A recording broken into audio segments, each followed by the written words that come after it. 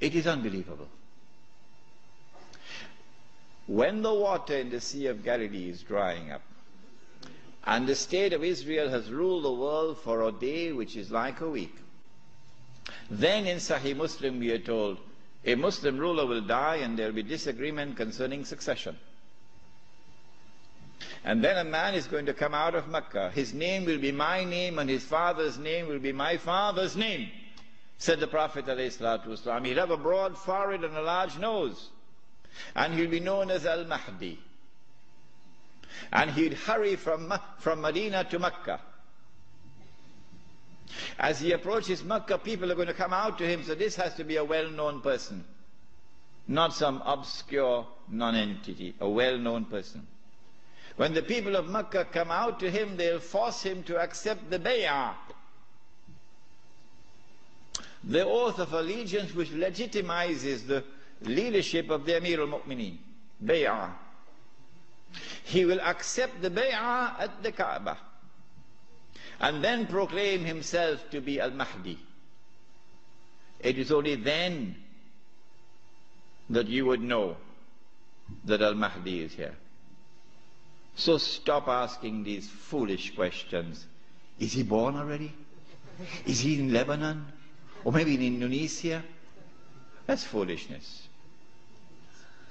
Al Mahdi cannot emerge until Israel has become the ruling state in the world. Al Mahdi cannot emerge until Dajjal has completed his mission. Al Mahdi cannot emerge until the state of Israel has ruled the world for a day which is like a week. Al Mahdi cannot emerge until the water has dried in the Sea of Galilee. So stop these foolish questions. He proclaims himself to be the Mahdi. There are going to be eclipses of the sun and the moon that month. But there have been eclipses of the sun and the moon in the past. But after he proclaims himself Al-Mahdi, he's going to be attacked from an army, with an army from Sham. That army comes down to the south, and armies are under the control of governments. And when that army is between Medina and Mecca going down south, the earth is going to open and swallow that army. That is the sign of all signs. Beyond a shadow of a doubt, validating the claim of this man that he is the Mahdi. But Mecca has never been a Shia city. Never. And Mecca will not be a Shia city at that time. And Mecca will not come out to give allegiance to a Shia. And so you have to be living on the moon to believe that the Mahdi is going to be Shia. We do not say this to embarrass the Shia or to be uncharitable to them or to hurt their feelings in any way. This is just factual analysis. When the earth opens and swallows that army, then on that day, those from the world of the Shia who accept him as the Mahdi and follow him are our brothers in faith. And shoulder to shoulder we'll fight to liberate the Holy Land. But those from the Shia, and we anticipate that there will be those, who will now reject him as the Mahdi because he is not Shia. You're not our brothers in faith. And you will not fight with us shoulder to shoulder to liberate the Holy Land.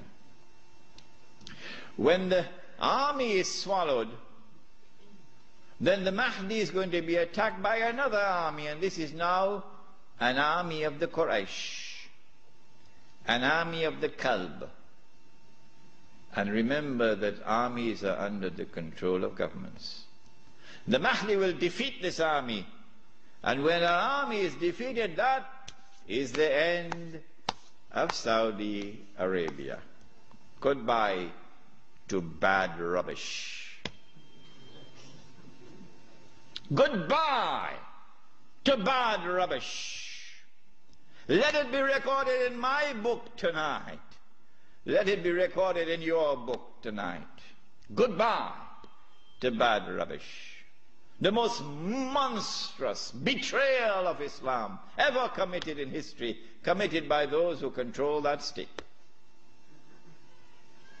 Now Darul Islam is restored. Yeah, this is Islam, not that.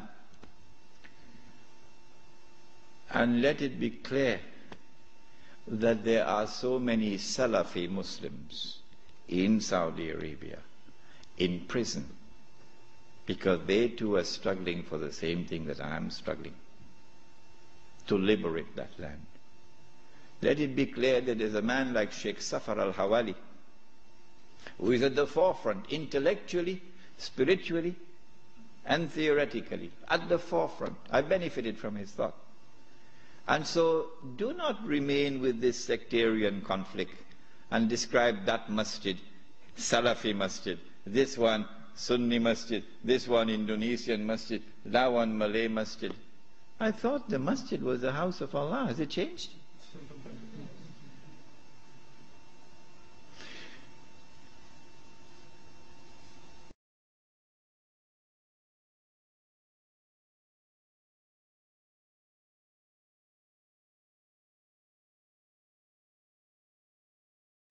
When the Sea of Galilee dries up, that is the time when Israel will no longer rule the world. I love this hadith. Guess why? Because George Bush could watch the Sea of Galilee going down. And Tony, what's his name? Yes. And Ariel, what's his name? Sharon. Yeah. And the Jews? They can watch the Sea of Galilee going down and drying up. And they can realize that the moment is coming. Ya Muslim, هذا يهودي ورائي فتعال فاقتل. That moment is approaching as the water is drying up. I love this hadith. Why is Iran's oil? This was last night's lecture. I explained this last night.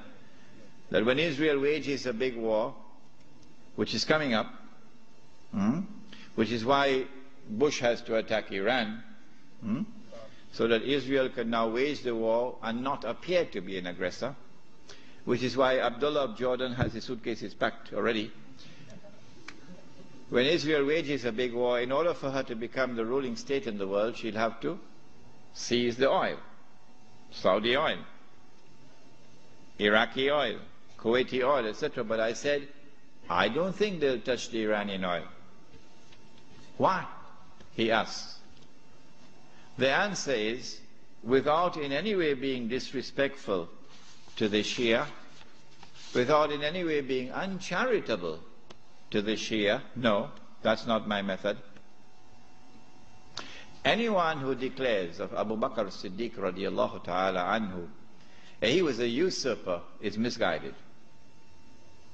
And anyone who compounds that by declaring that Umar Farooq radiallahu ta'ala anhu was a usurper is doubly misguided. And anyone who further compounds that by declaring of a third of the eminent companions of the Prophet Muhammad alayhi salatu wasalam, that Uthman Ghani radiallahu ta'ala anhu was a usurper, is casting a massive vote of no confidence in Muhammad sallallahu ta'ala alayhi wasallam. The three of his foremost companions were usurpers, robbing people of their legitimate position, like robbers and bandits. So anyone who declares of this, like this, are a people who are significantly misguided.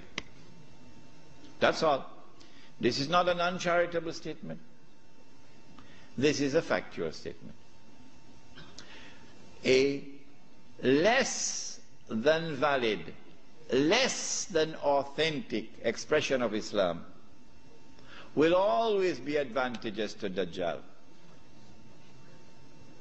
Because if this less than authentic expression of Islam is the only Islam which can mount a successful Islamic revolution, the only one, then the Muslim masses around the world will eventually be told that is the valid Islam, because that's the only one which has succeeded in the world. So you should give up the authentic Islam that you have and adopt that less than authentic Islam. Why would Israel want to dismantle such a state? No, it will not be in the interest of Israel to attack and seize the Iranian oil. But having said this, let it be clear that this is meant not, this statement of mine is not meant to show any disrespect whatsoever to the leadership of the revolution in Iran. Imam Khomeini and all those who fought the regime of the Shia with such matchless courage. I honor them and I respect them, and I'll never say anything hurtful about them.